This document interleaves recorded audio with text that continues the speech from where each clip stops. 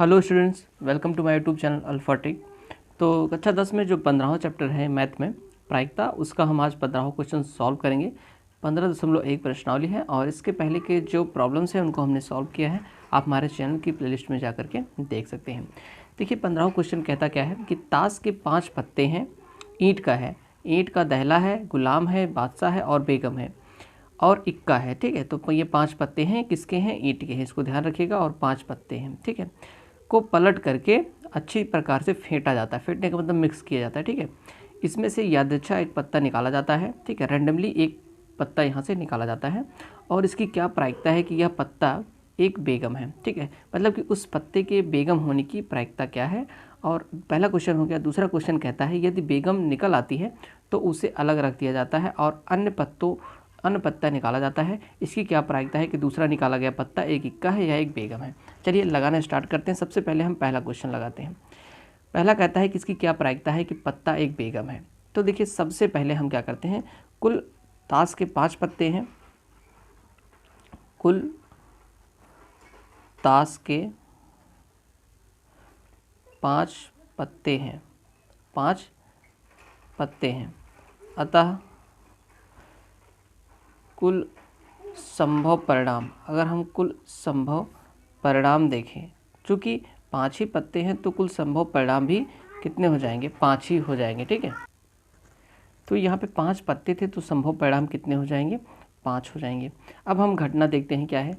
इसकी क्या प्रायिकता है कि यह पत्ता एक बेगम है। ठीक है, ठीक है,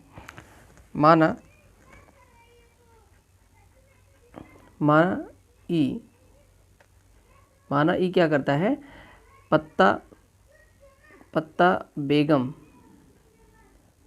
है की घटना है। ठीक है, मतलब कि जो घटना ई है वो पत्ता बेगम है की घटना को दिखाता है। ठीक है, प्रदर्शित करता है। ठीक है, तो चूंकि देखिए यहाँ पे सिर्फ 5 पत्ते हैं, उसमें क्या है, ईंट का दहला है, गुलाम है, बादशाह है, बेगम है और इक्का है। तो चूंकि एक ही उसमें बेगम है, यहाँ पे चूंकि बेगम का एक ही पत्ता है इन 5 पत्तों में से, तो घटना ई के अनुकूल परिणाम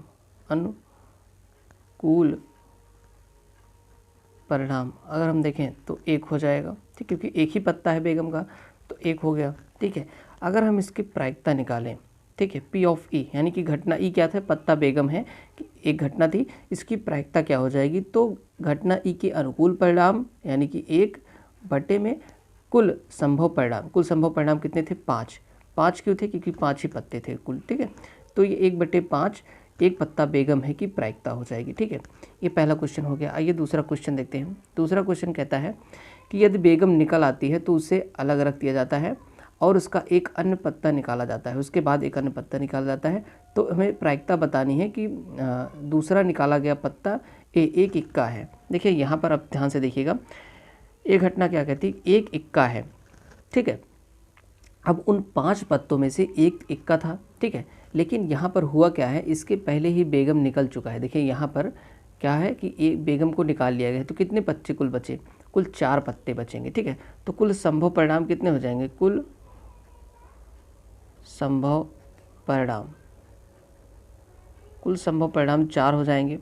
क्यों? क्योंकि पहले 5 पत्ते थे, लेकिन जब बेगम आती है तो उसको हम निकाल कर यहाँ पे देखिए उसे अलग रख दिया जाता है। ठीक है, मतलब उन गड्डी में से, उस जो गड्डी थी उसमें से बेगम निकाल के अलग रख दिया जाता है जब बेगम आता है तो। ठीक है, उसके बाद बचे 4 पत्ते। 4 पत्तों में क्योंकि बेगम निकला है तो इक्का भी होगा और उसमें बादशाह भी होगा और दहला भी होगा। ठीक है, तो इस तरीके से कुल 4 पत्ते उसमें बचते हैं और इसमें कह रहा है कि इक्का होने की प्रायिकता क्या है। ठीक है, तो इक्का, ठीक है, इक्का होने के अनुकूल परिणाम। देखिए अगर अनुकूल होने की, इक्का होने के परिणाम देखें तो सिर्फ एक ही होगा, क्योंकि उसमें सिर्फ एक ही इक्का ही है। ठीक है, और कोई इक्का नहीं है, सिर्फ एक ही इक्का है, वो भी ईंट का इक्का है। ठीक है, एक इक्का हो गया, तो इसकी प्रायिकता क्या होगी? इक्का होने की, अगर इक्का होने की प्रायिकता देखें तो 1 बटा, क्योंकि इक्का होने के अनुकूल परिणाम 1 है और कुल परिणाम जो है संभव परिणाम वो 4 है, तो 1/4 इसकी प्रायिकता हो जाएगी। ठीक है, समझ में आया। अब बी वाला अब क्या कहता है कि एक बेगम है। अब देखिए क्योंकि 5 पत्ते थे और 5 पत्तों में से हमने एक बेगम पहले निकाल लिया है, क्योंकि निकालने के बाद ही तो दूसरा पत्ता हम निकाल रहे हैं, तो एक बेगम पहले निकल चुकी है, अब उसमें बेगम की संख्या नहीं है। ठीक है, तो बेगम के संभव परिणाम, क्योंकि एक बेगम पहले निकल चुकी है तो इसलिए दूसरे बेगम के संभव परिणाम क्या हो जाएंगे, या हम कह लें बेगम के अनुकूल परिणाम। अनुकूल परिणाम कितना हो जाएगा, 0, क्योंकि बेगम तो है ही नहीं उसमें, एक बेगम पहले ही निकल चुका है, दूसरा बेगम निकलेगा ही नहीं। ठीक है, तो ये हो गया अनुकूल, 0 हो गया। तो यहाँ पर देखिए, तो बेगम के अनुकूल, बेगम होने के जो अनुकूल परिणाम है वो 0 है। क्यों? क्योंकि पहला पत्ता बेगम का निकल चुका है और दूसरा बेगम बचा नहीं है, तो इसलिए यहाँ पे 0 हो जाएंगे। और कुल संभव परिणाम कितने होंगे, कुल संभव परिणाम, अगर कुल संभव परिणाम देखें तो 4 होंगे, क्योंकि पहला पत्ता बेगम का उसमें से निकाल के रख उठा है 5 में से। ठीक है, तो 4 ही बचेंगे। और अगर प्रायिकता देखा जाए, बेगम होने की प्रायिकता क्या है, दूसरा पत्ता बेगम होने की प्रायिकता अगर देखें, होने की प्रायिकता अगर हम देखें तो अनुकूल परिणाम कितना है, 0 है, कुल परिणाम है 4, तो यहाँ पे इसकी प्रायिकता कितनी हो जाएगी, 0। ठीक है, दूसरा पत्ता बेगम होने की प्रायिकता 0 हो जाएगी। तो इस तरीके से 15 क्वेश्चन हम सॉल्व कर सकते हैं।